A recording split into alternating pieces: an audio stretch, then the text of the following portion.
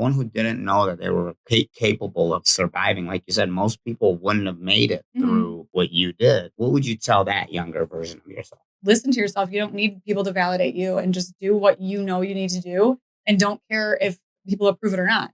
They're not going to see the vision the day that you do it. Like, there's been so many times where I've had ideas and people are like, well, why? Who cares why? Just do it. And then a week later, they're going to be like, oh, you know what I'm saying? Right. So just try it, and like, don't be afraid of other people, because they're not like, why does their validation or their approval matter more than yours? Welcome back to another episode of the Financial Rebound. This is a show where we don't only talk about money, we talk about mindset, we talk about the things that have broken us, but things that have also the mindset that has built us back up. Today, we've got Brittany Racine. So Brittany Racine is a realtor here in Michigan, a mom, a TV host, and recently, I believe we saw you on Times Square. Yeah. What was that all about? That was for real estate, but it was really just recognition for being a top agent here in Michigan. So okay. Had to go out and see that. I love it. I love it. And you've been in real estate how long? 12 years. 12 years. Yeah. Okay.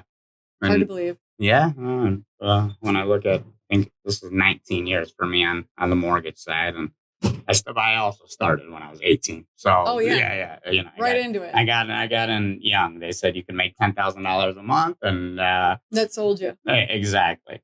But I think behind all the titles and, you know, when I see anybody successful, I think one of the things that we look at is behind all of that is you have to be a person who's learned how to walk through loss, learn how to heal, and then come back stronger than ever, right? Whether it's in your personal life and in your business life. So you're building a name in real estate, on TV, on Times Square. But I want to rewind it for a second. Okay. What was a moment in your life that had knocked you down the hardest? And how did you respond to that when nobody was watching? So about 6 years ago, I got divorced, which, I mean, that's normal. I feel like that's part of a lot of people's story. Sure. But I also, I mean, this was around COVID time too. So it was like so many things happening during COVID all at the same time.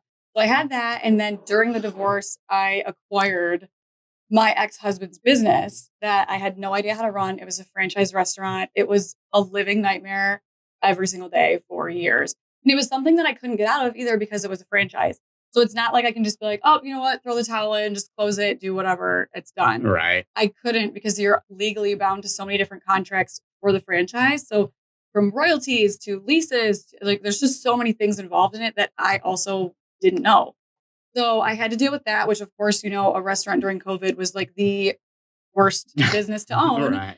So I had that. And then so it was like kind of just a lot of really, really stressful things going on all at once during that time, which, I mean, obviously was just a fail in every single direction. And I mean, that is what really, I think, catapulted my business now, because getting out of that, it was like, okay, now that I am standing again, where do I want to go from here?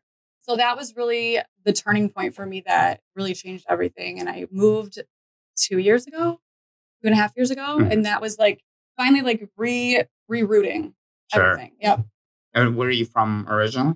I'm from Dexter. Okay, nice. So I grew up in Dexter and I live in Brighton now. Nice. Okay. Okay. So still a Michigan girl at the end of the day. Yes. Obviously today you showed up polished, you showed up professional, you showed up not only on time, you showed up early, which I respect a lot. Thank you. But I imagine this always wasn't the case, right? What did the in-between look like? Like we call it the messy middle, where most people quit or give up.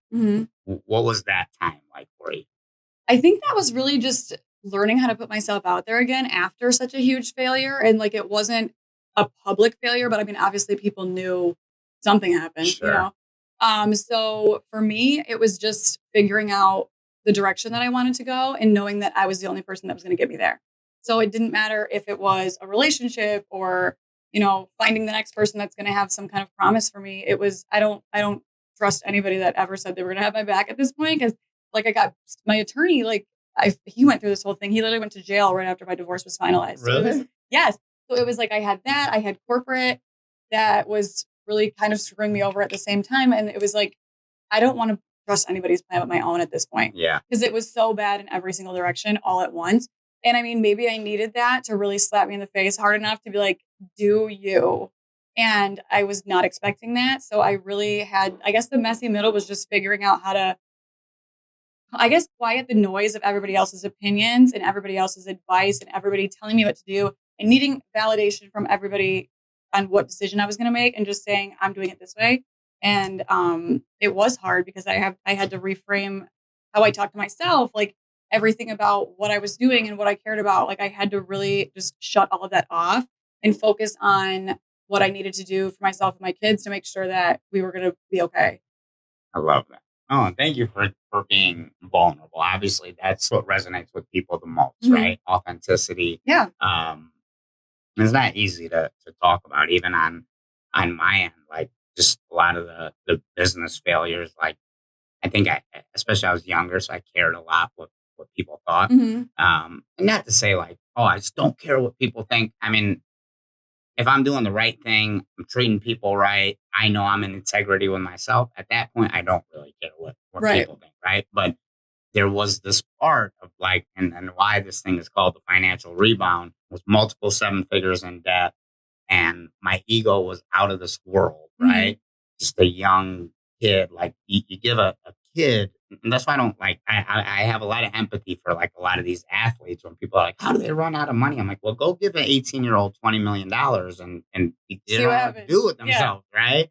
Not that I was making that kind of money at that age, but I did see quick success fast in a Thought it was going to be industry. easy. Right. And where all my friends were like, oh, I'm going to go take over my dad's like liquor store and, whatever Yeah. it was.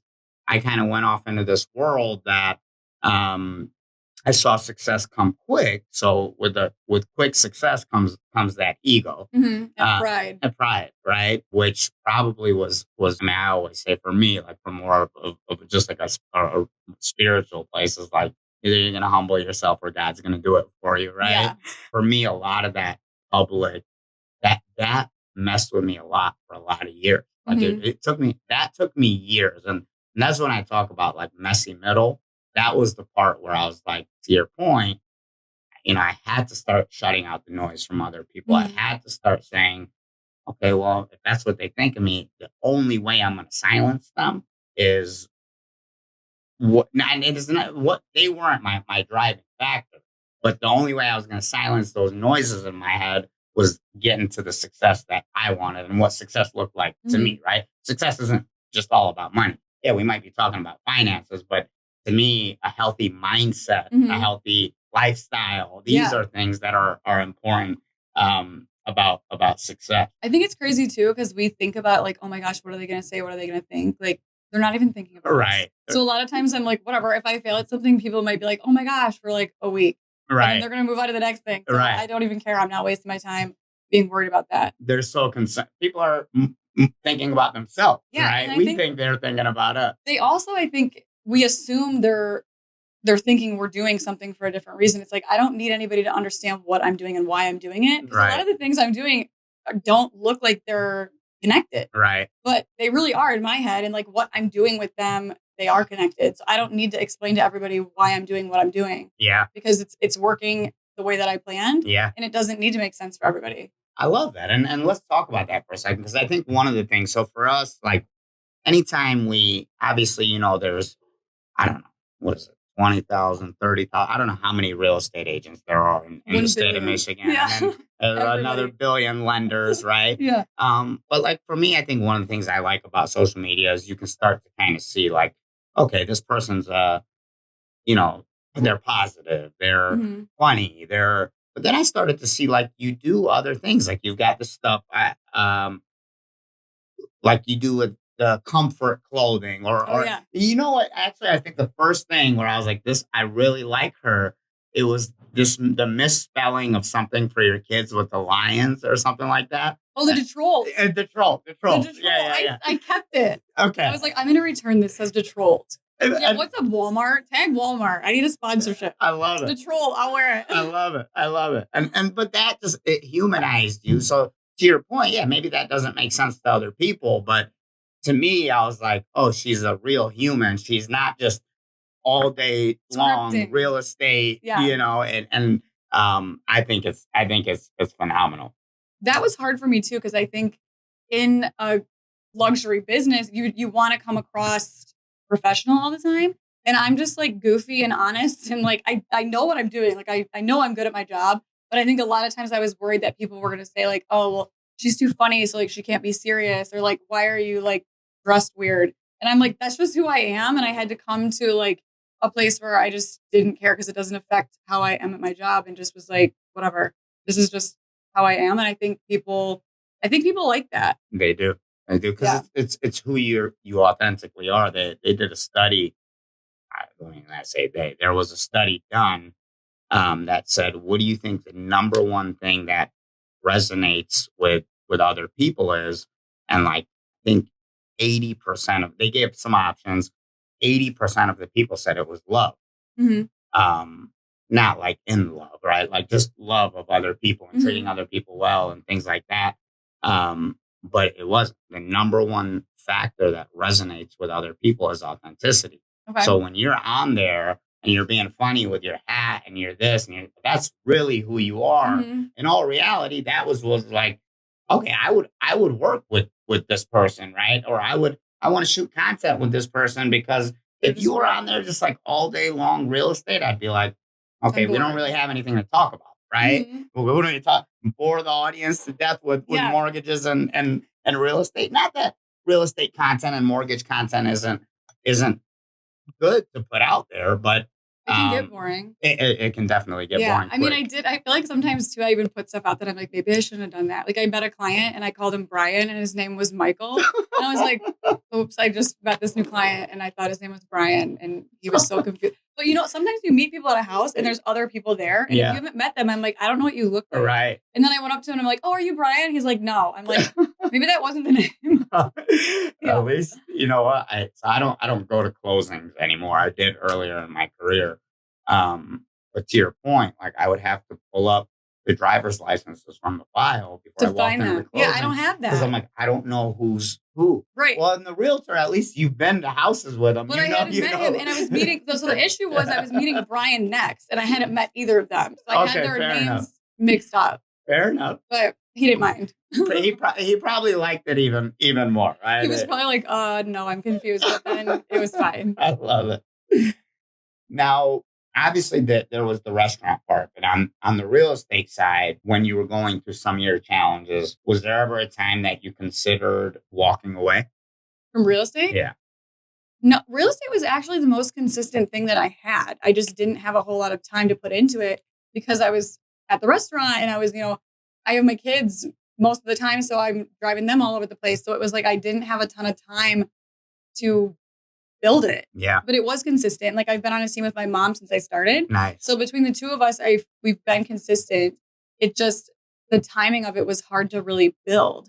So Uh, now that the kids are in school and I have more time to really, I guess, learn to build it. yeah. And then all the other terrible things that were tornadoing all at the same time were over too. So Okay. it was the right time to just dig in, I I guess. love it. Let's talk about the tornado piece for a second.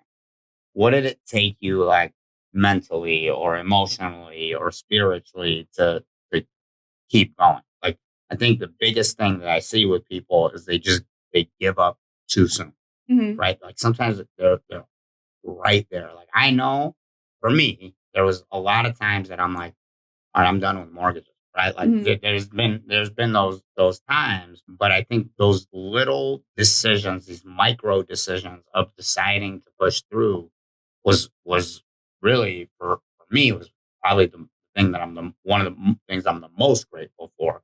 But what did it take you? And it may sort of correlate with that first question that I was asking, like, or the second one, sorry, the messy middle. But what did it take you, like, from a mindset perspective?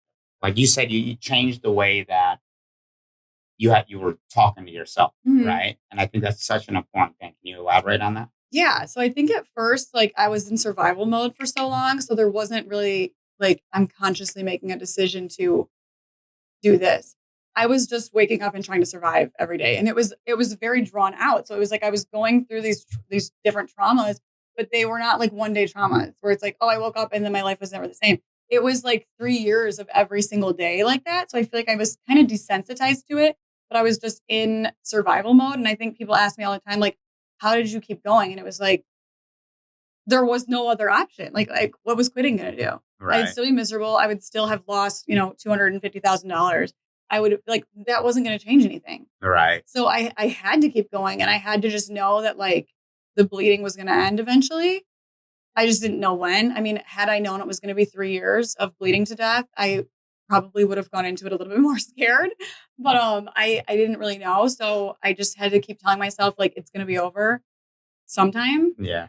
and that was really the only way to get through it. But I think afterwards was when I had to have like the whole mindset shift and realize like I feel like I was steered wrong so many times in such a horrible situation.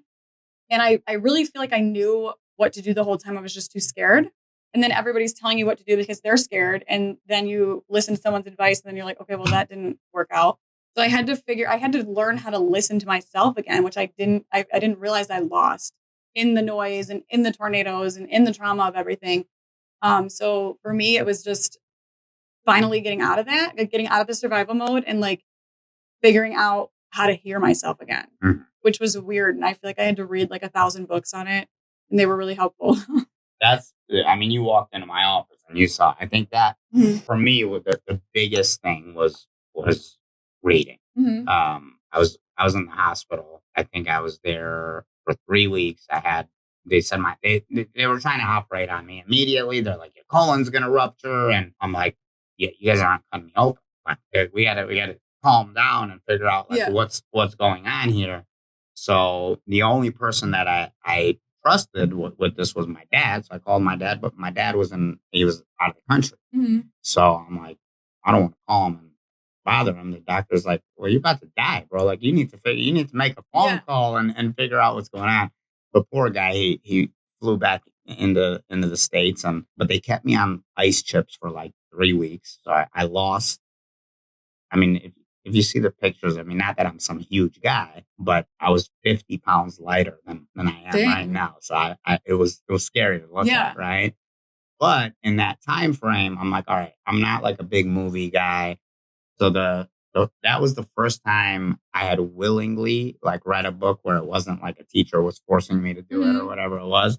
And it was Dale Carnegie's How to Win Friends and Influence Oh, People. yeah, yeah. And I've read that book so many times, but I think it transformed my life. One, from a way of like, one, how to treat other people, because I was so much in that time frame that it was everybody else's fault except mine. Yeah. And then I was like, well, wait a minute, I have to take accountability here for, Mhm. that there was some things that were out of my control, but the things that were in my control, I had to stop Control. blaming other Yeah. people, right? I think reading is probably like one of the most underrated. Yeah. I had no idea. I started really last year. It was like one of my goals. I listened to podcasts all day, but they were Yeah. all like just like nothing podcasts, like fluff, Yeah. whatever, entertaining ones. And I'm like, okay, well, let me like I'll listen to audiobooks or something. I'll do one a month. And I started last year. And I got like addicted to it because I'm like, I had no idea that like this was out here. And I just didn't like I'd never even noticed it. Yeah. And they were so helpful. Yeah. So Is there a favorite book you have? last year I loved The Alter Ego Effect Okay. by Todd Herman. That one was really good. And just like interesting mindset stuff. Yeah. Yeah, that one was really good. And then I liked Into the Magic Shop. I haven't read that one. It's definitely like mindset manifesting all that stuff, but it also has like like a physiological component to it because the guy that wrote it is a neurosurgeon. Oh, So he talks nice. about like the actual functions of the brain and then also like your mindset and how they go together. So Yeah. that one was super interesting. I love that. I love that. So you've been through loss, you've been through healing, everything in between. And I think we kind of just hit on it. But so what role did mental health play in your rebound story? Because it's easy to get. Sucked into Yeah. that. Yeah, I don't know. I think I was in a good place like mentally before the downfall, which I think was huge. Yeah. Because my kids were really little, so I feel like I took them to like every church group and we do like the little like workbooks or whatever. So I feel like I had a good grasp on who I was before all of this exploded. Love it. So that was a huge blessing for sure. Then when all that exploded, obviously I went up and down for like a long time. But the whole time it felt like more of a situational. I don't know. I feel like it was all contained in the situation. So it was like, once this is over, I can kind of move on from there. So afterwards, I think I just needed some time to really digest like what the hell just happened. And then I don't know, I didn't want to be defined by something like that. And I also was like, I don't think many people could have lived through that. So yeah, I don't know. I just kind of I didn't have time. I'm kind of an intense person too. Like I would like to push myself, and I used to be a personal trainer, so I just have that intensity. There you go. But I don't have time to like let myself fall into that hole because I have two kids that are, you know, I have to carry. Right. So it was like anytime that I had a moment where I would feel like I was slipping, I don't know, I just pushed myself out of it because I can't let them down. So I love that. I don't know. Well, that's a huge driver, right? When you know you've got, especially little ones, right? Counting on you, and so that no, I love that. What is taking care of yourself today look like? Because I think when I see you, and I know social media is a glimpse, but like, like for me, I'm quick to like when I start to see the complainers and this, like I'm just unfollow this and that. But like typically I always see you're either doing something like funny or like it just seems like you're in a good mental space. And it sounds like you already were, but like what does that look like today? Is humor like your release? Don't you think like some of the most traumatized people are hilarious? Yes, 100%. Just adds character. 100%. Yeah. I mean, I love having fun. Yeah. And I think I have so many great people in my life right now that are like like, I don't know, they just fit that. So and even in my career, like I have room to be creative, which I like. So it's not the same thing every day. And I can incorporate my personality into what I do.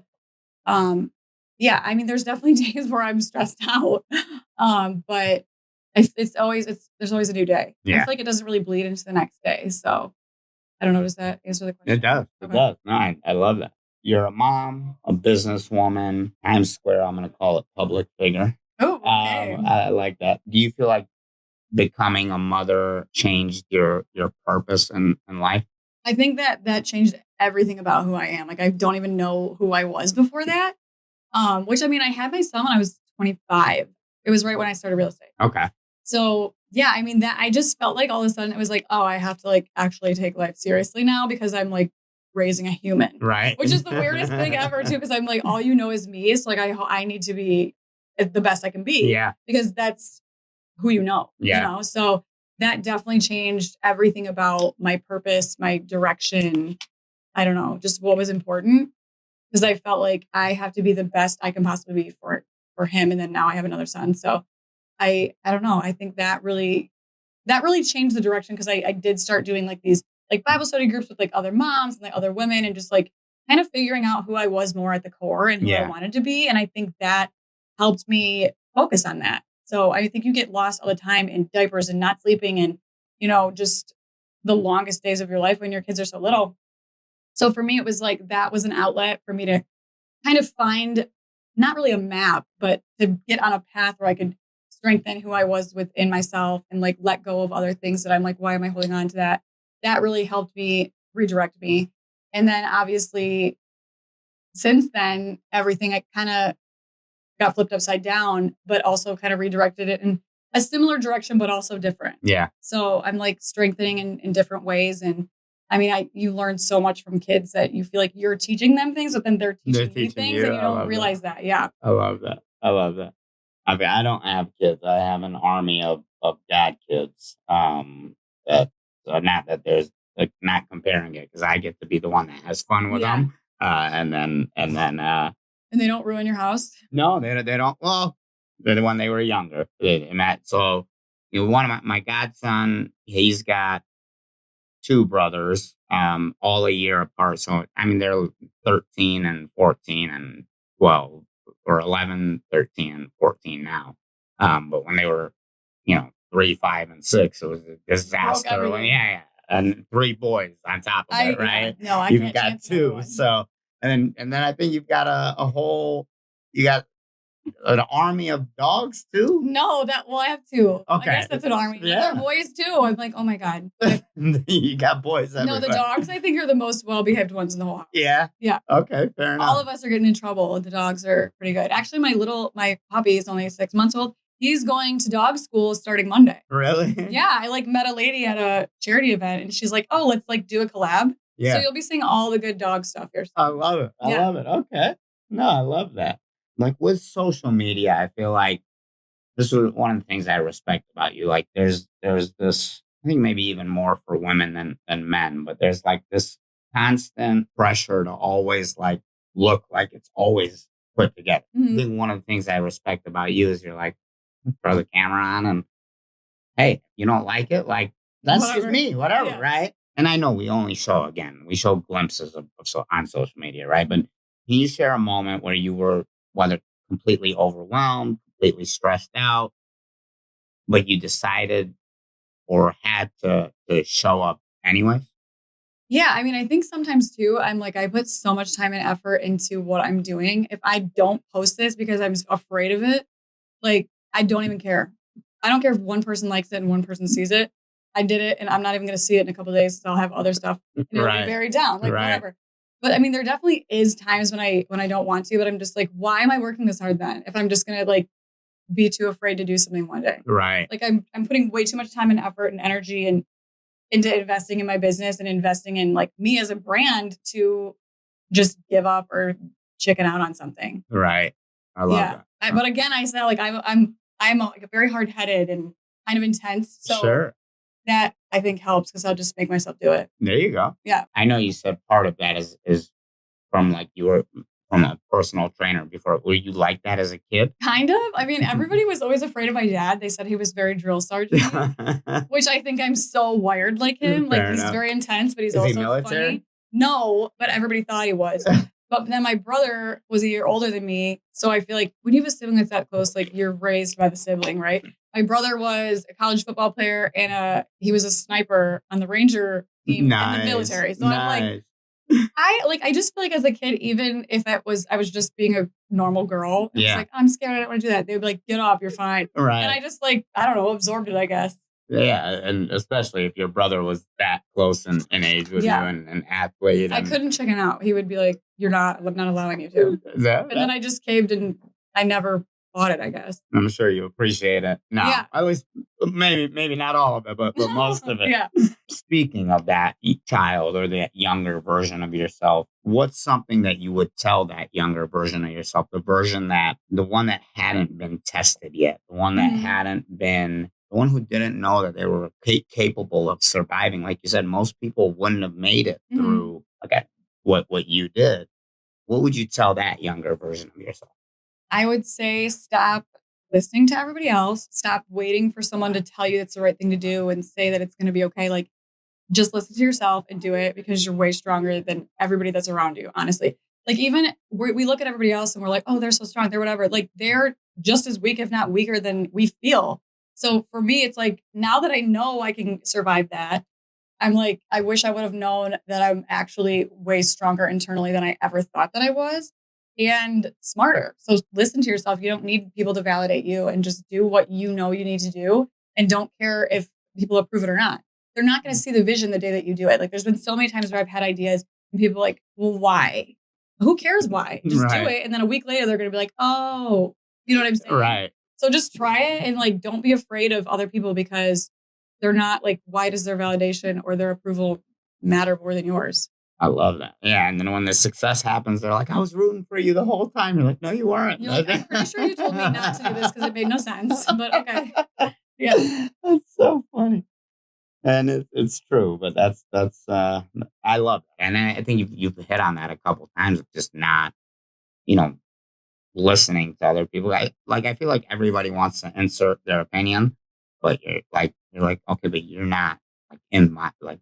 If I'm struggling with something specific, I'm going to go to somebody who's had that either identical or very similar situation and said like, all right, how did you push through this? Right. I had, it's the same thing with you, right? Like I had all these people telling me all different things and I'm like, that's fine, but like you haven't been in this You're not position the before. consequences don't affect you. Right, Yeah. right. I think also people give you advice because they're afraid of whatever you're doing. Like they could never do it themselves. Yeah, So they tell you don't do that because what if somebody thinks you're dumb because you fall right, on your face? And it's like if you talk to the people who really are like they are legendary, they're gonna say do all of it. right, But most like 95% of the population is still held back by their own fears. So obviously if you're gonna go to them for advice, they're gonna tell you not to do it because they're scared of it. right. So I mean, I guess pay attention to who you're listening to. I love Or that. just don't listen to anybody. I love that. Whatever. I At love least if that. you screw up, you only blame yourself. Yeah, and I mean, I don't like. I posted something the other day, and it's just somebody said something to me, like something along the lines of like, "Oh, must be nice," or like "lucky," or something like that. And I'm like, before you, and then I saw a quote and I shared it, and I said, like, before you call me lucky, just know that most likely I've failed more times than you've ever tried. Right? Yes. Yeah, I had someone comment. I feel like I don't notice as many negative ones now, but like I'm doing like the LTK where I'll do like brand collaborations with stuff for clothes. Yeah. The reason I'm doing that isn't because I just feel like trying stuff on. I'm doing that because people would always say in my real estate videos, like, oh, I like your outfit. Like, where's that from? And I'm like, well, what about the house? And then I was like, you know what? I might as well show the outfits because if people want to follow me for fashion or style things, they are still going to recognize me as a real estate agent because I'm still going to post on my real estate. So it's like just being top of mind on all these different things. So it was like almost reaching another audience that's not looking for real estate, but they're going to see real estate anyways. 100%. And it's like, I don't care if somebody thinks that I'm doing that for whatever they think I'm doing it for. But I did have somebody one time, I don't even know who this person was. And they commented like, this girl has way too much time on her hands. And then I like clicked on him and it was like he was still waiting in like my friend request queue. Like I hadn't even gotten to him yet. And I'm like, I almost have enough time to comment on people's reels that I don't even know. Right, right. Yeah. I was like, whatever. I mean, that doesn't even bother me though. Like People I are don't care. incredible. Yeah. It's funny, right? It's like my buddy Neil Dingra, who was really the person who encouraged me to like start doing video and things like that. He runs Forward Academy, but he always like one of his favorite quotes that he posts all the time. He's like, nobody successful will ever judge you. Nobody rich will ever judge you when you're broke, right? Because they've been there, right? Like, and to your point, it's the people sitting on their ass, right? Watching all the videos. Exactly. Like, okay. The ones who are like going to watch cat videos, and I guess I just don't understand like let's just say I see something that I really disagree with, for example, on social media. Like it doesn't come to my mind to say like I better say something about this. like I'm not even gonna comment. Like as back to like elementary school, if you don't have something kind, just don't say it at all. To me, it's like and I heard Gary Vee say this. He's like, you almost have to have like empathy and pray for those people. He's like, because imagine how miserable their life is. Yeah.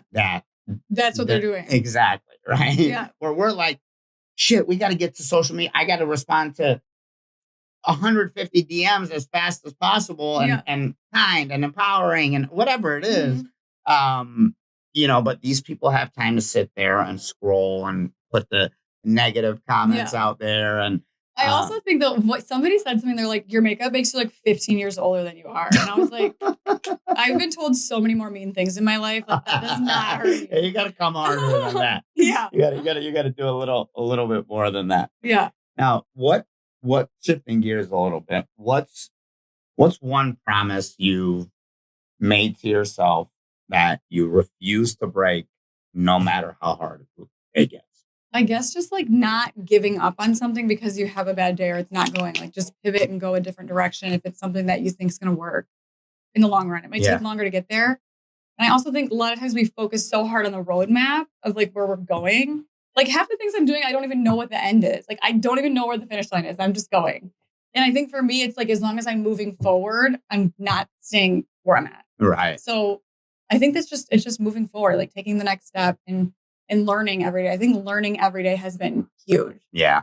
Well, and even, with we'll get you guys the info on her podcast that she's going to be launching. But even with that, I think even right now when we were talking before we started filming was like, I just really respect the fact that you're like, I don't know what I'm doing. I don't know what I'm doing, but I'm just going to do it anyway. Right. Because how else are you going to learn? Right. Right. Like people say like right now, I don't know, I'm not good at tennis, for example, right? If my buddy calls me and says, "Hey, let's go play tennis," I'm not going to tell him like, "Oh, let's wait until I'm good at tennis." Yeah. No, I got to go out there and suck for a long time or Yeah. and figure it out along the way, right? And Right. and then at some point I'm going to be good, Mhm. right? After repetitiveness or whatever it is. But I think so many people wait for it to be like The right time. perfect, and it's never Mhm. going to be perfect. Right. It's never the right time is when now, right? Right. Or I let me not get into the let me make sure people know we're not talking about real estate. We're not the ones saying it's always the right time to buy. That's not the conversation that we're having right now. But I do believe when going after any goal is again, Start. you start, right? And if like I used to struggle a little bit with I need it to look right. I need yeah, it to be polished. I need it to be whatever. exactly. I mean, I'm sure I'm going to go back and look at the beginning and be like, oh my God, what was I thinking? But that's the only way to start and learn. But you know what I love about that too is that like I was talking to Neil about that and I'm like, but some of these videos are like really, really bad. He's like, Mike, leave them, do not delete them, Mhm. because the day that somebody calls you an overnight success, you're gonna go back and you're gonna show them No. this video. Look at this cringe. Exactly. No, and I love that. Now for you, I know what there's different dynamics. Obviously, real estate is the main thing, and I love that you've learned how to incorporate something that because it's not like you just said, "I'm going to go be a fashion icon." Yeah. That was this. That's like your swagger. That's Yeah. who you already are. So you're like, oh, okay, well then let me just capitalize on this, right? Right. Because and especially women, right? Mhm. Women are going to be like, oh, I love that dress. Like, where did you get? Guys don't. I mean, I might as well make money on it. Exactly. But it also is bringing in a whole nother audience. 100%.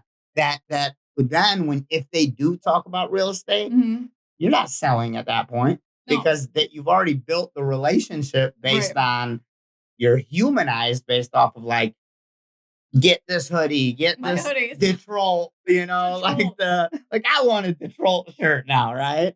But what does success look for you like over the next let's say even the next year? What does it look like? Where am for I you? going? Yeah. I don't know. No. I mean, obviously I'm starting this podcast, which I think I don't really know what the goal is besides just I want people to feel seen that are listening to it because we're talking about so many different topics. It's literally just an everything podcast. So I think it's good to touch on things that people can connect to Yeah. and also just get a better feel for who I am, like behind all of the TV show, fancy polished things because I'm so not polished. So I think that's good, but I don't know what I'm going to necessarily do with it. I want to see where it kind of takes me. So I'm kind of just one of those people that leaves the door open and then whatever comes in, I'll just see where it goes. I So love that's it. kind of where I'm going with that. Obviously real estate I'm hoping to continue to build. But as far as like what would be like a successful year this year, I mean, I think starting a podcast that I've been putting off forever because I was just like, I don't have time for that. I don't know how to do that. I'm not doing it. But I'm like, fine, I'll just do it. Everybody always told me to do one. So I'm going to try to do a season, see how that works. I mean, whatever comes from that. There's opportunities that come too that you don't expect, like from the TV show. And I'm sure from the podcast and just everything else that I'm doing that is not related to real estate, but it's still part of my career, part of my brand. So I think success next year after wherever I end up this year is just going to be, I'm glad I did that. That I was the love right it. thing to do. And I don't know what's going to come from it, but I just want to be like, I'm glad I did it. I guess that's really what will measure the success of the end of the year. I love that. Is that I feel like a good word for you is have you read the book Relentless by Tim Grover? Wait, is that like a Jesus book? No. So Because I feel like I read one in like the Bible study thing that was called Relentless, but okay. I think it was a woman that wrote it. Was it? So Tim Grover was the mindset and performance coach behind that. Like, you know how obviously so like on a basketball team, there's a head coach, there's an assistant Oh, coach, yeah, there's yeah. a trainer.